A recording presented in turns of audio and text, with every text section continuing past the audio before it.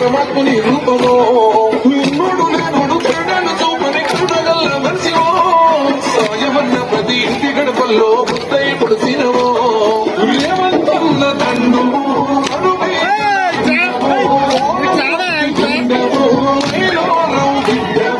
సాగానికి చిరునామై నిలిచిన జన బంధువో మట్టి బిడ్డల బంధం నీవే మాయన్నో సీనన్నో ధర్మం తప్పని యుద్ధం నీవే పాడు పాటి సీనన్నో మట్టి బిడ్డల బంధం నీవే మాయన్నో సీనన్నో ధర్మం తప్పని యుద్ధం.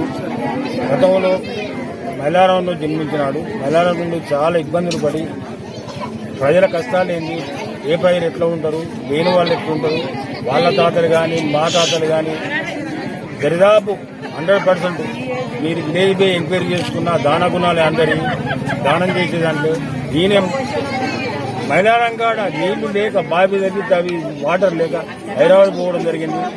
ఆ భగవంతుడు కరుణించి అతనికి చాలా దేవుడు అండగా ఉండ, ఆ వెంకటేశ్వర గారు అండగా ఉండి ఆయనకి ఇంకా కల్పించిన దాంట్లో 50% పేదరిక పంచి పెడుతున్నాడు, అన్నదాన కార్యక్రమాలు చేస్తున్నాడు, కోవిడ్లో ఆదుకున్నాడు, తర్వాత పెళ్లిళ్ళకు ఆదుకున్నాడు, చదువుకున్న పిల్లలను ఆదుకున్నాడు. ఆ తర్వాత వికలాంగులకు సైకిల్ ఇచ్చిండు, బ్యాటరీ సైకిల్ ఇచ్చిండు.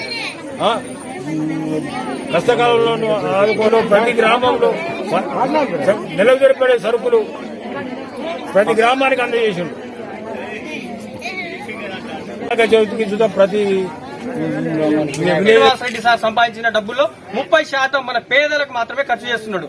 పేద కుటుంబాలకు ఎక్కడుంటే అక్కడ ఉండే వ్యక్తి మన శ్రీనివాస్ రెడ్డి సార్. మీకు ఈ సందర్భంగా ఆయనే మాట పరంగా మా సందూరు గ్రామానికి చెందిన ఆడపడుచులకు, మా అక్క చెల్లెలకు చీరలు కోలాటం ఎవరైతే ఆడుతారో వాళ్ళకి చీరలు పంపిణీ చేయడం ఇవ్వమని చెప్పడం జరిగింది. అందులో భాగంగా మన గ్రామానికి రావడం జరిగింది. మీరు మన ఊరి పీటవు, నువ్వు మన ఊరు కూడా వచ్చాడు. మీరు కూడా ఎప్పుడైనా టైం ఇవ్వాలంటే ఇస్తున్నాము. శ్రీనివాసరెడ్డి గారు వచ్చినప్పుడు ఇప్పుడు ఎంతమంది వచ్చారో ఆ రోజు కూడా అంతమంది మనం కనపడితే ఆయనకు ఆనందంగా ఉంటుంది. ఇంకెవరికైనా ఇబ్బందులు వచ్చినా ఆదుకుంటాడు. సంపాదించిన వాళ్ళు ప్రతి ఒక్కరు ఇప్పుడు ఎవరైనా నేను బజార్ ఎమ్మటి పోతుంటే ఆకలి అవుతుంటే నాకు మామూలు పోయడం పెట్టినావు, నువ్వు కూరగాయలు మంచిగా పెట్టలే అని మనం అలగొద్దు. ఉన్నది పెట్టింది సంతోషం, ఆకలికి తీర్చిండని చూడాలి. చీరలు ఇచ్చిన దాంట్లో కూడా మనం సంతోషపడాలి. ఇది ఇట్లున్నది అట్లున్నది అని కూడా మనం కామెంట్ చేయొద్దు. ఇంకోసారి బిర్యానీ పెడతాడు కావచ్చు, తిన్న రోజు అయితే మామూలు పచ్చడితోనైనా మనం రాబట్టుకోవచ్చు. మనం ఇంకా ఆయన మన గ్రామానికి ఇట్లాంటి సహకారాలు చాలా చేయాలని కోరుకుంటూ భగవంతుని ప్రార్థిస్తాం.